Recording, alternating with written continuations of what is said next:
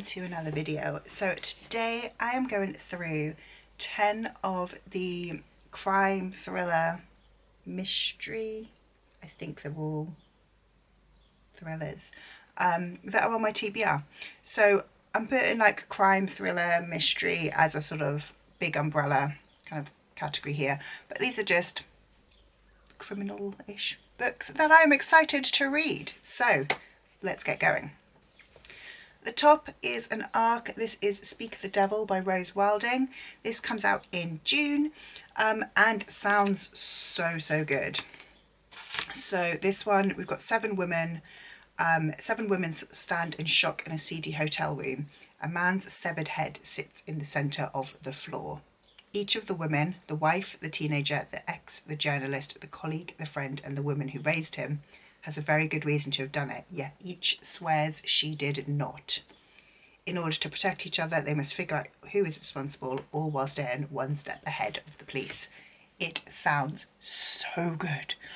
I mean, how can you not be excited by a synopsis that starts with a man's severed head in the middle of the floor? Maybe that's just me. But sounds incredible, so excited. Definitely want to get to that one soon. I'd actually forgotten how good that sounds, so that's been bumped up the TBR now. Next on the list I've got Gallows Rock by, and my apologies for pronunciation, Yrsa Sigurdardóttir. Yrsa is the Icelandic queen of crime. I met her at the Cheltenham Literature Festival last year, so this book is signed and personalised. This book is number 4 in the series. However, it was the one that kind of sounded most appealing to me when I picked them up, and I think the series basically is following the same policewoman.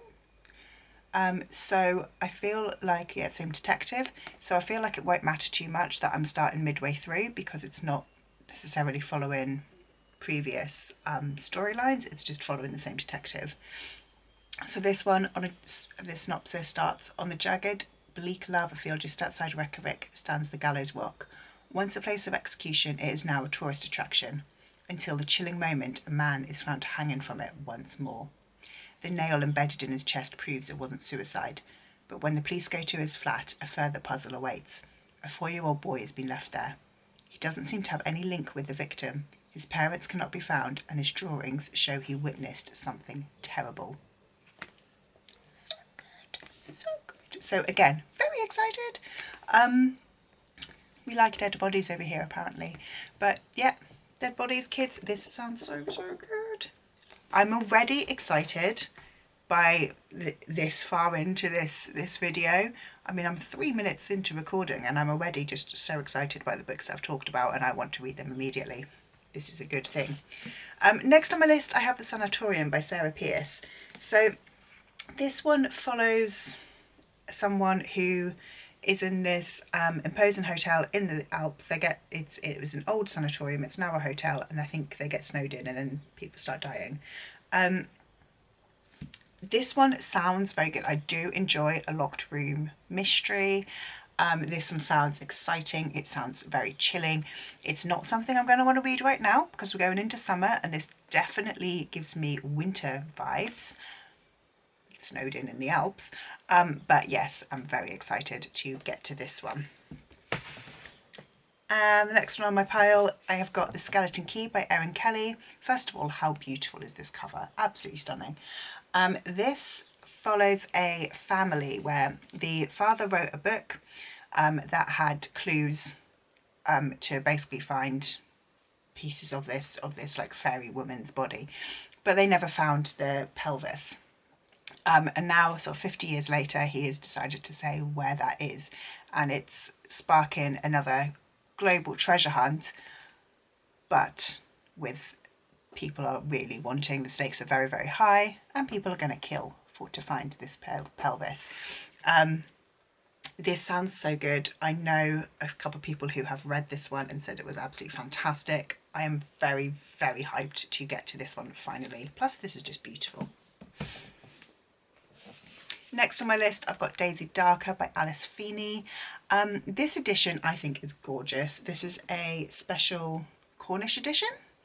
I bought this when I was in Cornwall, and it is signed, and again the edition is quite different. I'll see if I can overlay the original cover on here, but I think this is beautiful. This is a And Then We Were None retelling.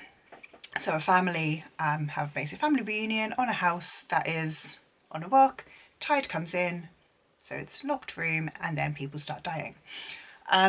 Sounds really good, sounds creepy. I have seen some mixed reviews, but I've not actually read anything by Alice Feeney, and I'm excited. This sounds like something that I would enjoy, so I'm excited to get to it. Then I've got The Paris Apartment by Lucy Foley. So I have loved Lucy Foley's other books, The Hunting Party and The Guest List, so I've got good vibes for The Paris Apartment. I feel like this one might be a slightly different kind of view, because I don't think this starts with a murder. I think it starts with someone's missing, but I think it has got the same sort of setup of you're following 5 or 6 characters. You don't know who did what, you don't know who is the victim, who's the murderer, who's what. So I'm excited to get to this one. And again, I think that my crime books are going to have to start coming in. I wish I read more of them all winter. I'd feel like crime in the summer always feels, it's got to be a summery crime. Speaking of a summery crime, Blood Orange by Harriet Tice. This gives me summery crime vibes. So this one it might be a legal thriller actually. I'm not always best with legal thrillers. Alison has it all, a love and family and a career on the rise. She's just been given her first murder case to defend, but all is never as it seems. I think I quite enjoy domestic thrillers, and I think this sounds like it. Yeah, fans of Apple Tree Yard and Girl of the Train, so it kind of sounds like it's going to be like a domestic thriller following a lawyer. But sounds good, I'm excited. This has sat on my TBR for so long, so I really need to get to it. I've then got 56 Days by Catherine Ryan Howard. This is a COVID thriller. So COVID started, these 2 people move in with each other. Nobody knows that they moved in with each other, and after the 56 days, one of them is dead. I'm excited. I am very excited. This sounds really good, and I enjoy the idea of something that like COVID and lockdown, something that we all went through, being made into a kind of thriller. I am quite happy reading like a COVID thriller. I know it's something that a lot of people wouldn't want to read, but I'm excited by this. Next we've got The Appeal by Janice Hallett. I'll be honest, I don't know if this is the Janice Hallett that is going to do it for me. I've not read any Janice Hallett. I own this one in the Twyford Code. Actually, I also own the Alberton Angels on Kindle. I'm putting this one on here just because it's her first, but I feel like the Alberton Angels might be one that's more up my street, but I'm excited to read something by Janice Hallett. Her mysteries are told in mixed media, so this one is all in emails and text, which is a really awesome way. So this one, it's a mystery to solve in the small town of Lockwood. It starts with the arrival of 2 secretive newcomers and ends with a tragic death. Like I said, I'm excited to read some Janice Hallett. I think that she's an author that, again, I don't know very much, haven't read anything by her yet, but she's an author that I think I might really, really enjoy. And the final one, book 10 on my list, is Breakin' by Amanda Cassidy. This sounds so good. So the synopsis says, a sun-hazed day in the Florida Keys. Dr. Mirren Fitzpatrick has come on holiday with her family from Ireland for a trip of a lifetime. And then the unthinkable happens.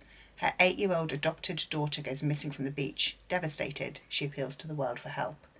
Yet the police are immediately suspicious of Mirren. Why was she drinking at a local bar alone at the time her daughter went missing? What does her past have to do with her child's disappearance? And is she even as devastated as she seems? It sounds so good. This gives me Madeleine McCann vibes, and I'm here for it.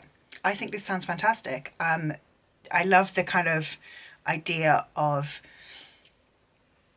the parent, the almost the victim or the victim's family being at fault. So I am so excited to get to this one. So that is my pile of 10 crime thriller mysteries that I am excited to read. Here they are. Let me know what you think of these books. Are there any that you've read? Are there any that you think that I will enjoy? And also let me know any recommendations of other books that you think I'd enjoy based on the fact that I'm excited by all of these. So please do put those out of the way. Please do leave me a like, comment down below, subscribe if you would like to, and I will see you in the next one. Bye.